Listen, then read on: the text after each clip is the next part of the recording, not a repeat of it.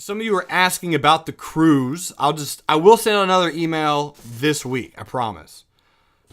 Let me go ahead and give you guys the dates. Here's kind of what's just going down as far as this is all from my head. We're leaving the morning of the 23rd from Galveston, Texas. And we're going to go on Carnival Cruise Lines. And it's going to go to somewhere in Mexico. I actually don't remember where. I truly don't. The 25th is Memorial Day, so the market's closed anyway that day.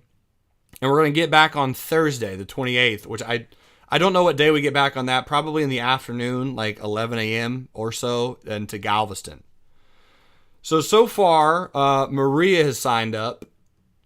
Robert Meek has signed up. I'm 99% positive Orkin is either signed up or going. I'm going for sure. Ashley and one of her friends is going. So that's going to be about 6 people. Might be Joe Myers and her son's going to go, so probably about 8.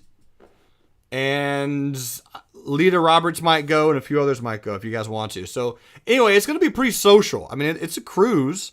We're going to go to have a good time, have fun, enjoy ourselves, relax, talk shop. We'll definitely talk stock market for sure. Sitting by the pool, sipping on drinks, talking stocks. That's kind of like my favorite thing in the world. So that will happen, by the way. Are we going to have like a full-on presentation? No. I tried. It's not going to happen. Just won't be able to swing that, I don't think. But anyway, we'll probably all get to eat together. Again, talk stuff that at the dinner table. It'll be good.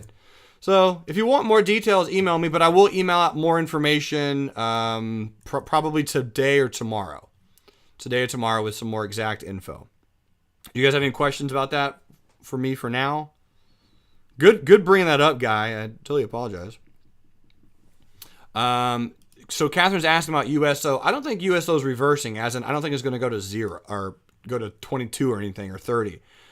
I think USO is out of resistance, out of support, and kind of for really probably until July, August. Energy in general is in some type of wave 4. So this is a wave 3, so we're likely going to do something like this on energies. I don't know exactly how perfect we're going to channel, but I'm thinking a sideways channel being more bullish than bearish for sure on really kind of USO, Seadrill, rig, all of those type of energies. That would kind of be my thought. Is it kind of your guys' thoughts as well? I still think a lower low will come into place. Maybe. I mean, will this be the lowest it ever goes? I doubt it. I think it goes a little bit lower. Probably do something like this. One more lower low, September, August, and then maybe it continues higher. That's just kind of a guess. There's a lot of reasons behind why that would happen. But if it doesn't, we'll keep an eye on it and see what it does. But I'm a little bit more bullish than bearish, yes. My good man Guy, he said, I'll hop back over to Southwest. It might be breaking down. All right, so let's go to Southwest. Let's come over here to the 5-minute. And the 5-minute looks like it's popping a little bit at that low of the day. So that's just kind of textbook low of the day. We're really, really far away from the 10 exponential moving average. And this is people who are short buying to cover. And this is also people who are buying to cover from the low of the day. That's a good risk to reward ratio. And you got a little bit of a double bottom right there. It's a little bit of a double bottom, a little bit of a break above there, and kind of continued higher. So, yeah. Any other questions, guys, while you're here about anything? Stock market related, trading related, anything and anything at all? We covered some good stuff. I'm going to talk a little bit about some strategies in the third hour, because in the third hour I like to discuss a pretty in-depth strategy. And I think in this third hour I'm going to talk about legging into the debit spread, unless you guys have anything else that you want me to talk about. Ooh, that's a good one. Cheryl said, explain a stock gapping to support. Are you asking about a fade, Cheryl? Gaston said, when is a debit spread better than a credit spread? Great question as well. All right, so the third hour, we're going to talk about debit spreads. I dig that. So Cheryl, when you say explain a stock gapping to support, she said, I think it would be a fade, but wasn't sure. Got it. Okay. I think I can discuss that. Sure. Let me see if I can find one. I'm trying to think of one that happened recently. Kraft, no. Red Hat, I don't think did. I'm just trying to find an example. If you can think of an example, let me know. I'm trying to remember one. AOL might have been one back here. Kind of.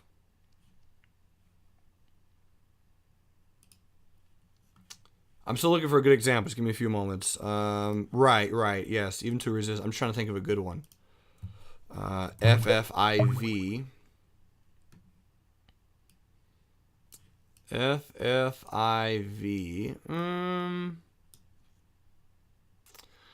Well, here's the most recent example that I can think about for the moment. So let's just talk about this for just a little bit. This is FFIV. So Cheryl wants me to talk a little bit about the fade. I think this is a good time to talk about it. Why not? So the fade, ladies and gentlemen, is a common term for when a stock trades the opposite direction of the gap. Opposite direction of the gap.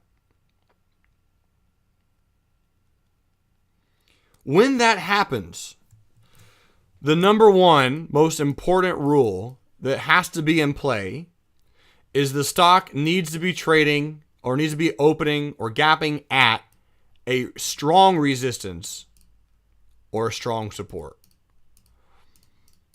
A verified, confirmed, obvious strong support, strong resistance. That's rule number one. Rule number two, which definitely helps.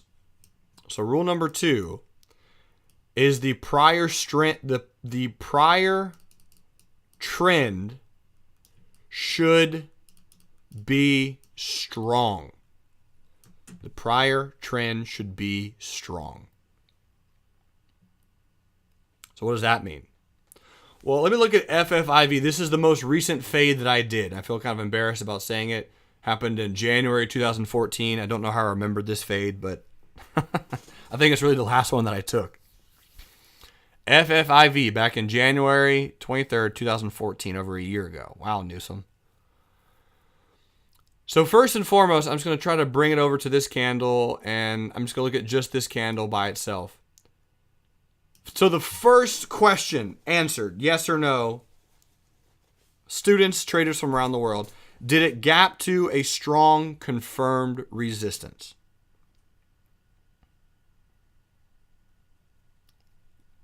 Caston said yes. Cheryl says yes. Catherine says, I think so. Ken Willis in the house. What's up, big man? How you doing, brother? Glad to have you. So Ken says yes. Cindy says yes. Steven says yes. Catherine says it's hard to see without a line. I can appreciate that. It's a little tough, but you're correct. Here's the resistance I was looking at right here. Beep. There it is. There's the resistance. This from this previous pivot back in February. Nice job, Donna. Nice job. Yep, that is the previous resistance. All right, so it's gapping to a really strong resistance. Second question, was the prior trend strong?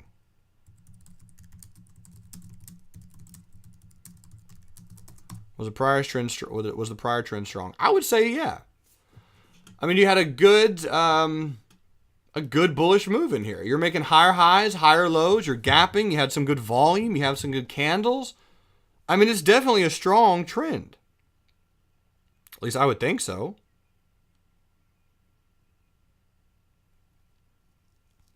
So you have those two things going for you. You've got the fact that, okay, we're trading to a good resistance and the prior trend was pretty strong. In doing so, here's the way you play a fade. And there's really only one solid way that I personally do it. Here's the way that I personally trade fades.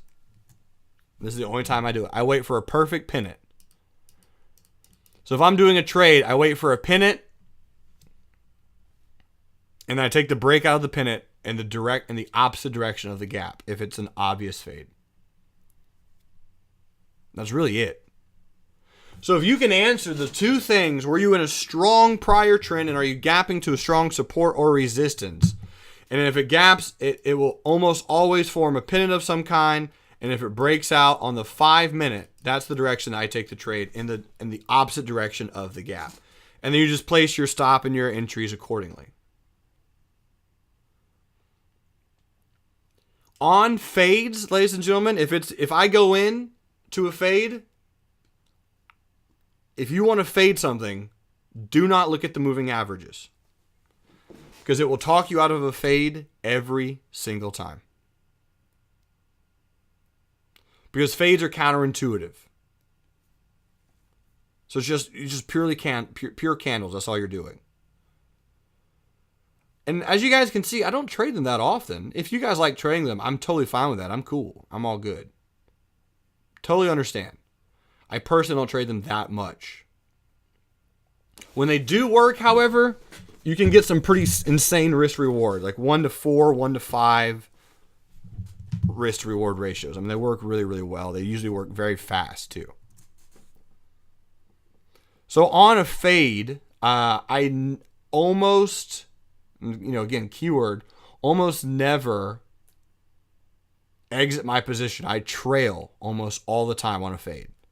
Because fades, if it begins to fade, will just begin to trap people, and then people will start trying to hop in bullish, and they'll keep trying to prop it up, aka Sears from just the other day. Now, Sears really was not a perfect fade, therefore I did not play it as a fade. It was not a perfect fade, and I didn't play it as a fade. I didn't actually think it would fade, in all honesty. But if I'm coming over here to Sears and I go to the 5 minute just the other day, you'll see where there was some opportunity to do some fadeage. All right. Here's the pennant.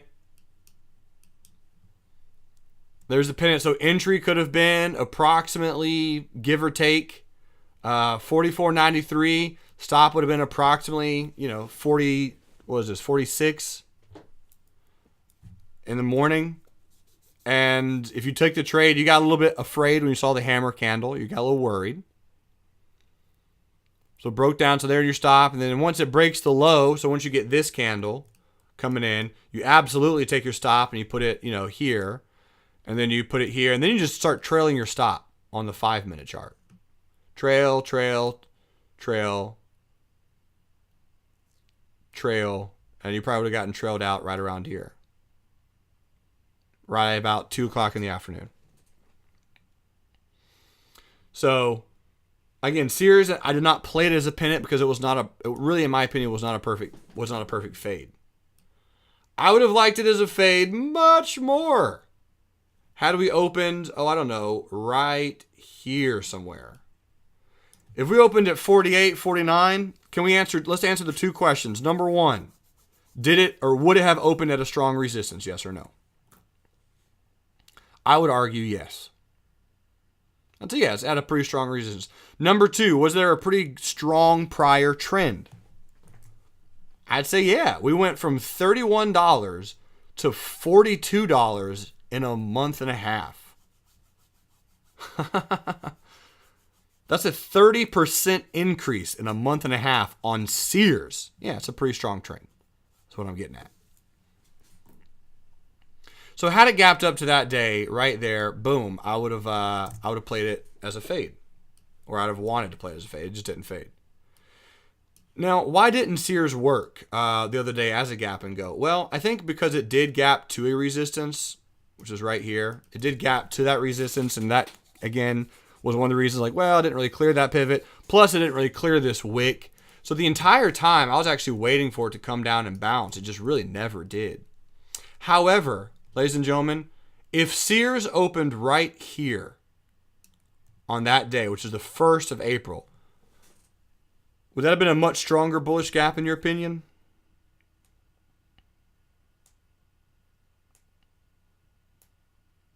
What do you guys think? I would say yes. Catherine says maybe. I would think so. If we gap just slightly above that pivot, right? We just like I mentioned in the first session, if you're trading a gap and you want to see what's going on and it just barely takes the pivot out, that can be a really strong gap, oftentimes. So if we come back to the FFIV trade that I was talking about from, I don't know, long ago, we'll see another one in just a second. Let's come back to here, and there's actually another fade that I just saw. On FFIV, way back in 2014, here's the resistance that it broke out of. It was kind of retesting. If this gap opened right about here, ladies and gentlemen, that'd be a very strong gap. Because the shorts, remember, there are short traders out there who went bearish. You can see black candle on the 22nd. On this day, when it gapped up, if it had opened right there, what would that person who went short do? More than likely. I'm not saying guaranteed, but what would they do? What would they do if it was Lewis? They flip their position. They buy to close and they flip because there's so much room for it to move. That's why oftentimes if you're bullish or bearish and you just get that little gap right above the pivot, the other traders who are in the position go, dang it, right? They exit and go, man, they get stopped out and they're like, well, there's a lot of room for it to run, so I'm just going to flip my position. I'm going to exit my short and I'm going to get into my long. And that's what I was looking for FFIV to do on that day. And obviously it gapped up and it faded. Now answer me this, guys. Was I still bullish on this gap? Yes or no? Yes, I was still bullish on the gap. It was a gap and go. I was still bullish. So the entire time as it was fading or whatever, I was still looking for a bullish swing trade of some kind. Maybe a put sale, maybe a bull put spread, maybe whatever. So let's come back to FFIV about 2 months ago. And let's answer some questions. Question number 1. Did it gap to a strong support? Yes or no? Answer, yes. Yes, it did. Question number 2. Did it have a pretty decent trend previously? I'd say yeah. Right? You got the sell-off that began. So here's the bearish trend. It gapped down. So obviously anyone who's bearish is making a lot of money. So they exit. They just take all their profits off the table. They buy to close. And I don't have the ability to go back on that day on the 5-minute. But if you watch, there's absolutely a small little pennant. It looks something like this. And you just take the break out of that pennant if you're looking for a fade. Adobe, ADBE. Adobe, we can see that Adobe did fade on that day. I didn't personally trade it as a fade. It didn't really clear any pivots for me, so I just didn't trade it at all. Didn't really do anything at all on Adobe. Just wasn't really super excited about it. We got an April 72.50 put sale, which looks like it's playing out okay. Here's the long-term moving averages.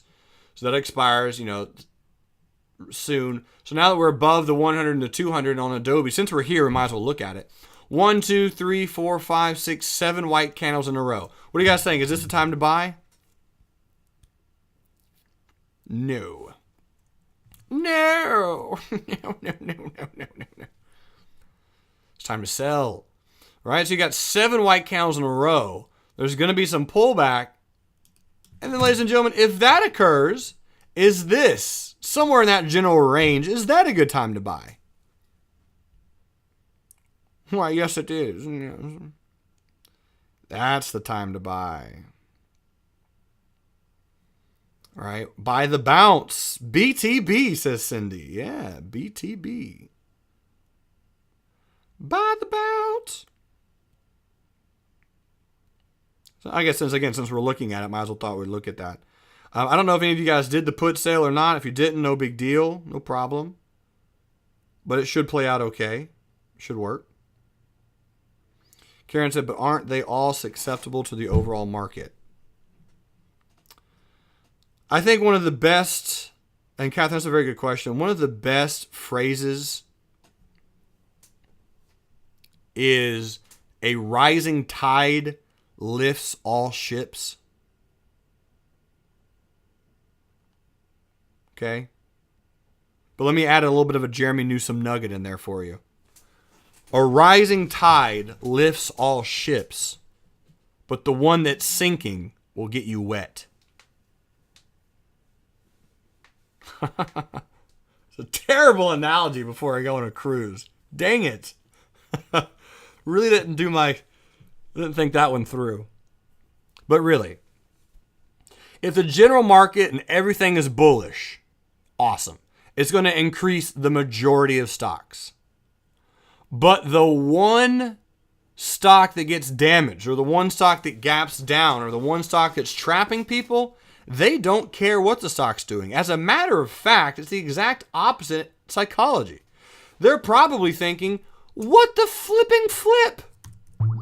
I'm in bullish on Southwest. The market is up 100 and something points. This thing should be going up. So when the market gaps down and when Southwest gaps down, they're upset even more. So they exit their trade.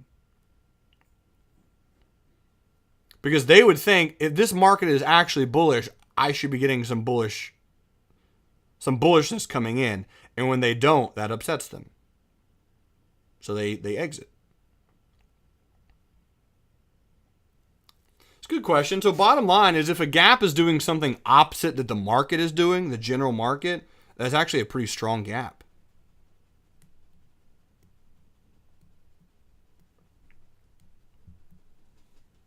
Make sense, Catherine? Same exact thing as Pat's talking about. Also, if the market's down hard, if you have a stock that's gapping up and doing really well, everyone is thinking to themselves, oh my goodness, this stock should be tanking.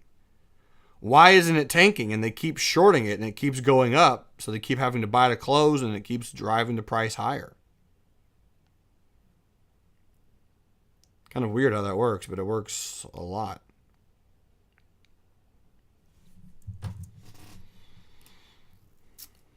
Hewlett-Packard didn't really gap today. It gapped a little bit, but you're at a very, very good support on Hewlett-Packard.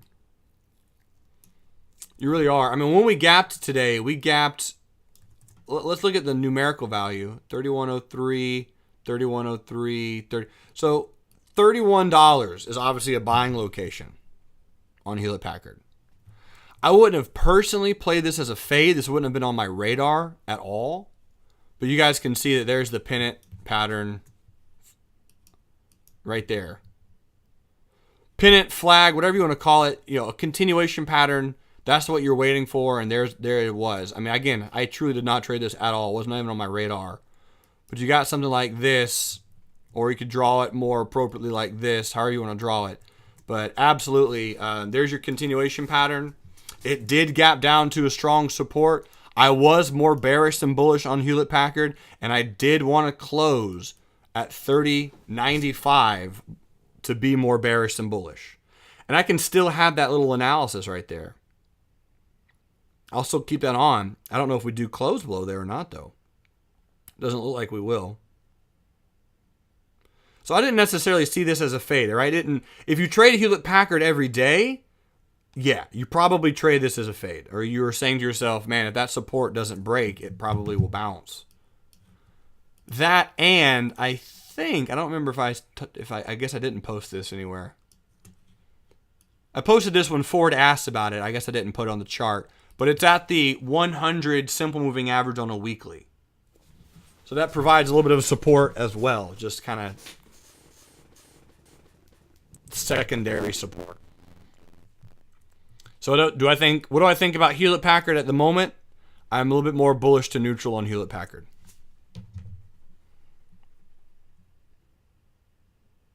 Just a skosh.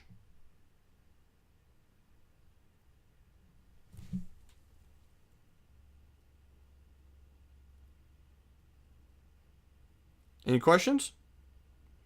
I'm trying to think of any other fades out there.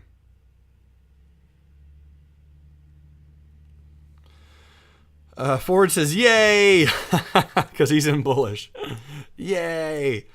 Cheryl said, most of the gaps I saw this morning did not gap in the area they were supposed to. Yes, I did notice a little bit of that. There weren't many sensational gaps today. There truly were. The airlines were the only ones that caught my attention because the market and everything. Flowers.com, FLWS. I haven't looked at that. I don't think I've ever looked at that chart. Okay, flowers.com. It did have a decent gap. It probably worked on the 5 retest as well. Nope. We might get a second opportunity though. It's a little light on volume. Here's the daily. It's a tad light. It's not that bad. So let's go back to I'm gonna look at this on the 15 now. Flowers.com. What you trying to do, Flowers? There's the 10 exponential on the 15-minute chart. We got a little bit of a support. Something like this. So on Flowers, if that breaks down, I'd be more bearish than bullish. I don't love it though. But it is absolutely a bearish retest. Below the 50 exponential and above the long term, that's a pretty decent gap. It did, it gapped. It took out this pivot. That's obviously the pivot. And I wouldn't say it traded to that. I don't know how strong of a pivot that is, but that would be a target. That's what I'm saying. So if we broke down, that would probably be one of the locations I consider buying at. But we broke through that a little bit, so we could roll over again. So we'll see. I'm talking more about fades. Another good fading opportunity, and it works very similar. Well, it still works with the 2 rules. Let me just type in the 2 rules for you guys. Fades. Number 1, gaps to a strong resistance or support. Number 2, trend is very strong prior to the gap. Number 3, wait for a continuation pattern of some kind. Flag pinnets are best, and take the breakout of that pattern. Number 4, do not use moving averages. Number 5, trail your stop as fades usually continue. That's probably one of the most powerful ones right there. Is don't really exit at 2R, because it's going to be hard to find 2R on a fade. So just trade it. Trail it. Do not use moving averages. Trail your stops. Trail your stop as fades usually continue. I think those are the 5 main rules of fades.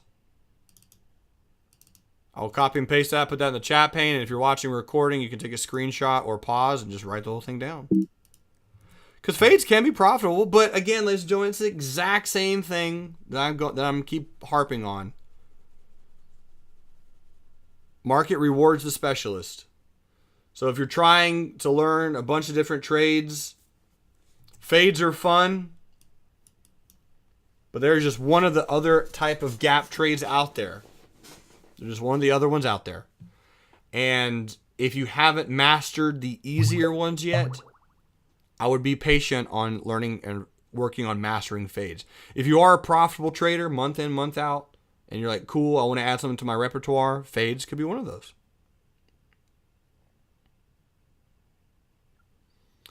Now, from there, here is the other, I guess, just kind of thought process, is if it's gapping to a strong resistance or support, it doesn't have to be necessarily to a pivot. It can also be to a moving average. So ALL, I think is Allstate, was most recent, I believe. Here is Allstate, and this is really the only day that mattered to you if you're trading this one. So again, here's kind of your moving averages. But first and foremost, on this particular candle, this is the 2-5 candle. We're looking at the moving averages, but let's take the moving averages off for just a moment. Ladies and gentlemen, did it clear any pivots, yes or no? this 2-5 candle.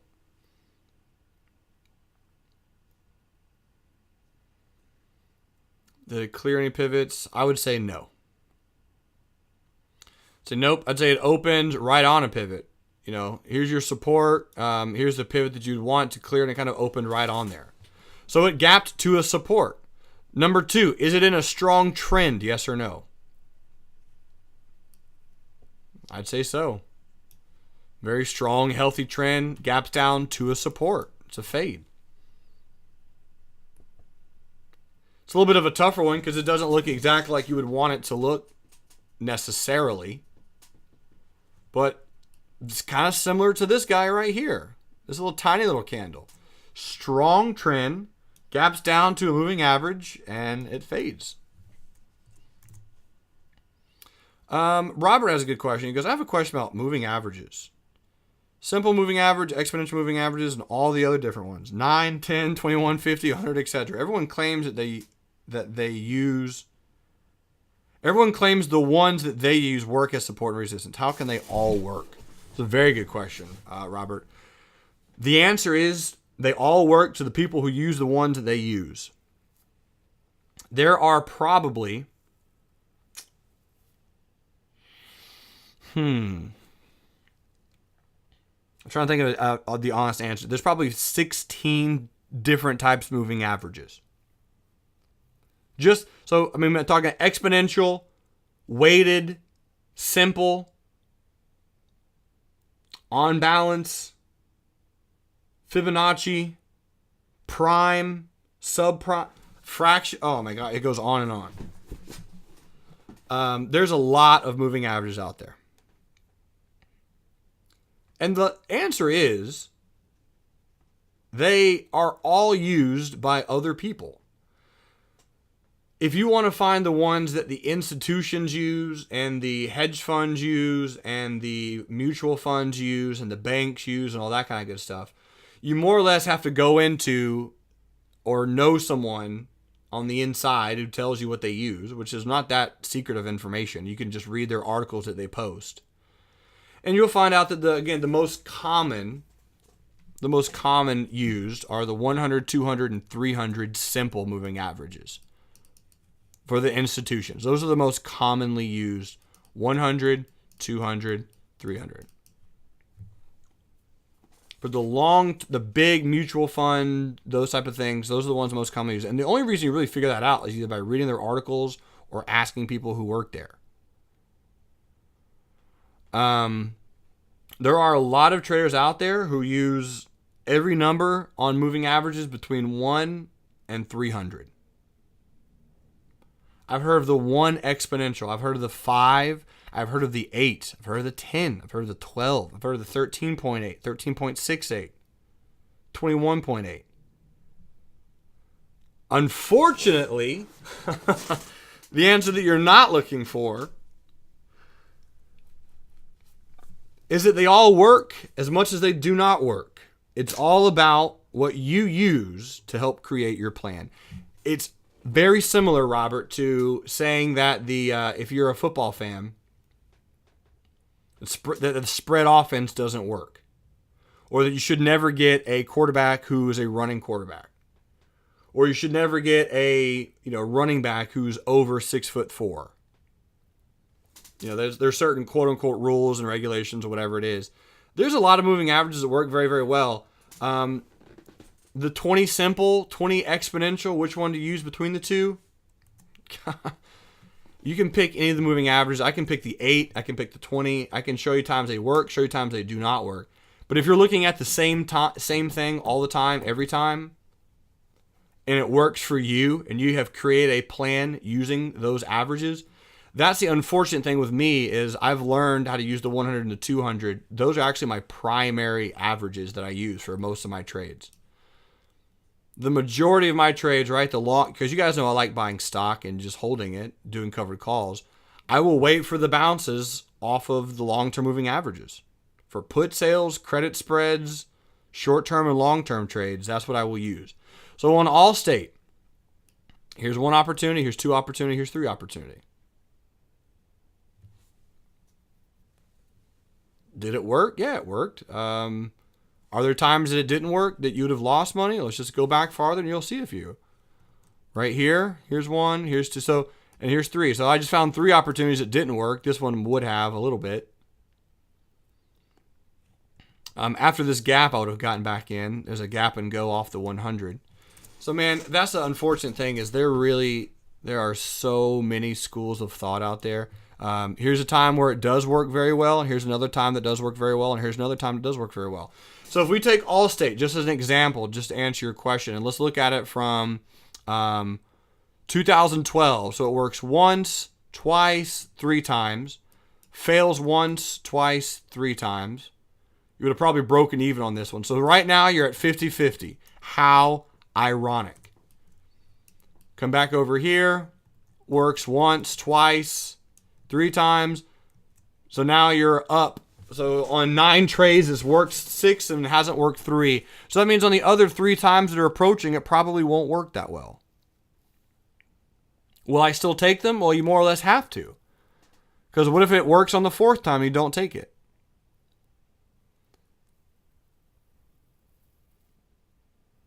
There's very, very few strategies that have a massive long-term success rate over 50%. There's not that many out there. There's a few, but there's not many. And if there are traders or teachers who teach a success rate over that, and they claim that it's a 98, 80% success rate all the time, wins all the time, so on and so forth, try it out, practice it, use virtual money, see how it works, create a plan with it, and then factor it into your analysis. I'm all for it. I am all for that. Whatever works, whatever people teach. But for me personally, if someone's telling me that they use something all the time and it worked for them all the time, I say prove it. Show me something.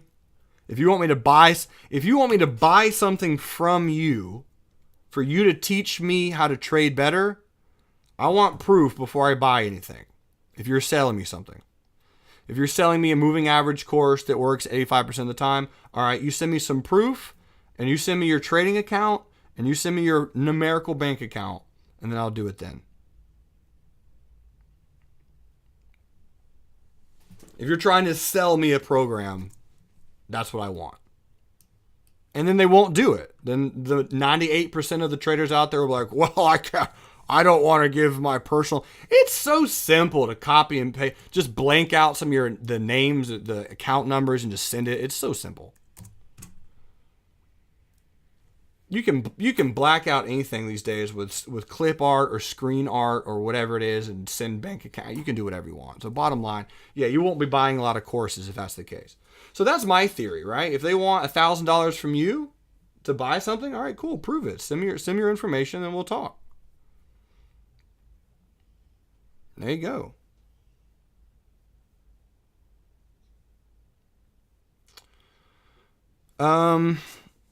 Pat says, when you use the 2, he's talking about Catherine Zwick. Okay, cool.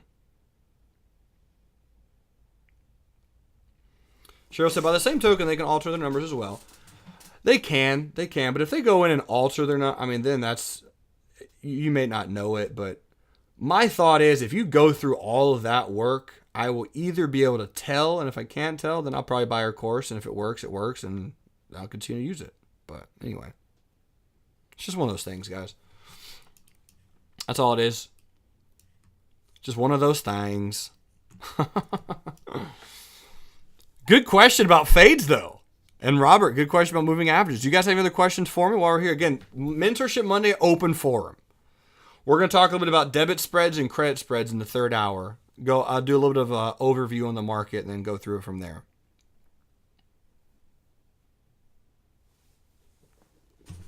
But I'm very familiar with Bigelow. He's been around for a very, very long time. Which does say a lot. That's one thing that I don't have going for me. But I'm going to get there. I'm only 26. So a lot of people are like, look at this young whippersnapper. And the market, he's the young guy on Wall Street.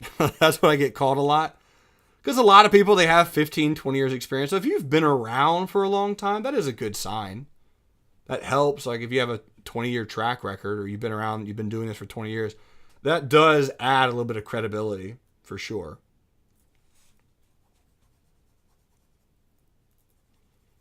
But what I look for, and I'm just going to tell you guys what I look for personally in trading mentors, because I have trading mentors. What I look for in people to teach me something is I don't want them to do it in their comfortability zone. I know I'm going a little bit of a tangent right now.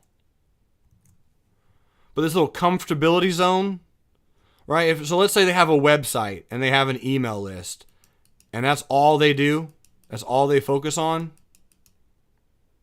Not really my thing. You're not really going to be a mentor for me. Why is that? Because mentors, and again, this is just a personal opinion, so I guess now I'm just sharing this with you personally. This is my own opinion. If I want to learn something from anyone about anything, okay, I want to see how they have put themselves through the ringer. What do I mean by that? I want to see them posting on other outlets, other websites, other forums with other people challenging what they say as fact. So if you're a trading guru or a trading person out there, I want to see you put your stuff everywhere. I want to see you posting your articles and your blogs and writing for this guy and going on that show and doing this, because you're going to be encountering people who disagree with you. And that's what I love about trading. I love people disagreeing with me because or disagreeing with, whomever else. Because then you get to see, okay, they've done the sales pitch now. Can they back it up with some actual facts? Or can they back it up at all? Do they have the ability to prove it? You see what I'm saying? Does that make sense?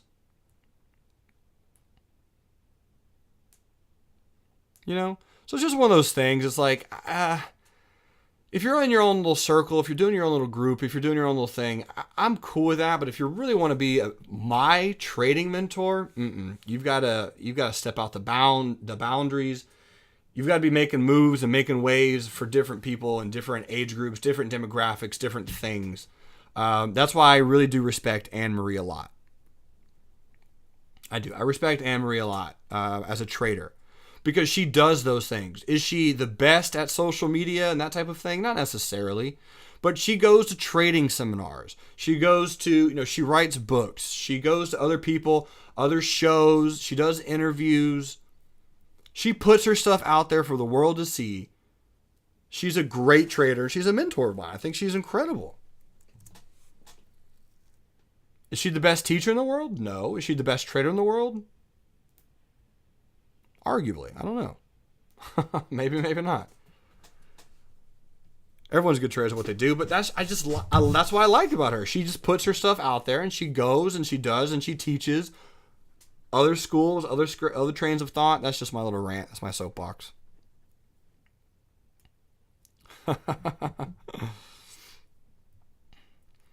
Pat says, you take the best stuff from each guy, meld it into your own style, which is called a trading plan. Yep. I agree with that 100%. And then from there, just go about it and do your own, stick to it. Create it. There's so many times I'll take a trade and I'll get 4 or 5 emails that say, here's reasons that you should not do that trade. And if the arguments are convincing enough, if all 4 people say the exact same thing, then I probably won't. Or I'll go back and I'll say, hey, this is why I probably shouldn't do this trade, so on and so forth. But if they're all like different viewpoints, I'm like, cool, you have your own viewpoint. I like that. I appreciate that. Thanks for sharing. I really do appreciate you taking the time out of your busy day to email me your thoughts as a protection. I appreciate that. That means that you care.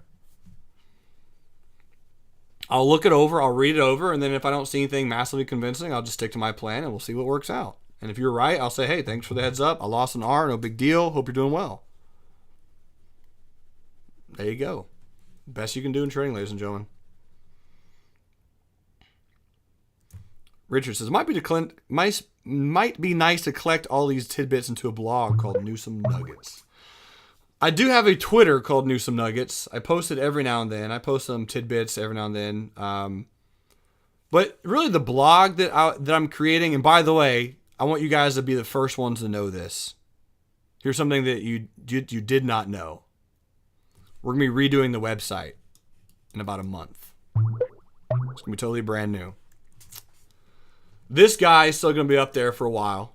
Can't get rid of that, but I'm redoing the website. Because what I found out is a lot of people really like these articles. They really, really like them. So as far as quote-unquote Newsome Nuggets, if you want any Newsome Nuggets, I would kind of come in here and see if there's anything new posted. That's where I put all my nuggets on this blog. And then, of course, you got Angie's incredible articles. You got Brad's incredible articles. You got John. There's some good stuff on here. We probably post at least one a week, give or take. So anyway, but we will be doing the website soon because this is not the format that I want. I want the articles to be kind of the main, one of the main focuses. But then again, you have incredible people like Peg, who says, I have a folder of Newsome Nuggets for the last 3 years. That is sensational. And Linderman has one too. Justin Linderman has one. He's come back a few times. I'm like that. First of all, that's humbling, by the way. That is so humbling. It just makes me smile and just want to hug you guys. I can't even explain it. So I take this very seriously, by the way, just so you guys know. I take that seriously. That means a lot to me. So for all the hardship that I've already been through and real life trading has been through in just 2015 alone, I take that knowledge and just smile and keep stepping forward. But as Pat said, the company has definitely moved beyond the current website. Yeah, so I'm going to be updating this. This guy, still going to be there for a little longer. Steven, so since you're asking, it'll be there. All I'm going to do is laugh. That's all I'm going to. I can't. I have trained myself to laugh every time I see that. Every time. I just laugh. It's all good. It just shows who's scared of whom. Because I'll put it to you this way. I don't have to have a banner on anyone's site. So, but yeah, we're going to be updating it, going to be changing it. It's going to be kind of cool. I think you guys will like the new look. It's still going to be very personal. This guy's face is going to be on that website. The You Are Awesome button. It's like one of my favorite parts about the whole website. I did my best to design the website around the You Are Awesome button. So, we got to keep it what trading's about. It's just a whole nother vibe to trading. People got to feel the love when they log on to the website. So, Pat says no audio. Brad says no audio. Testing. 1, 2, 3. Testing. Am I back? Looks like I'm not back. Oh boy. Might be pausing. All right. Well, anyway, recording students, if you guys can hear me, thanks for tuning in to the second hour. Going to break and log out and back in. Still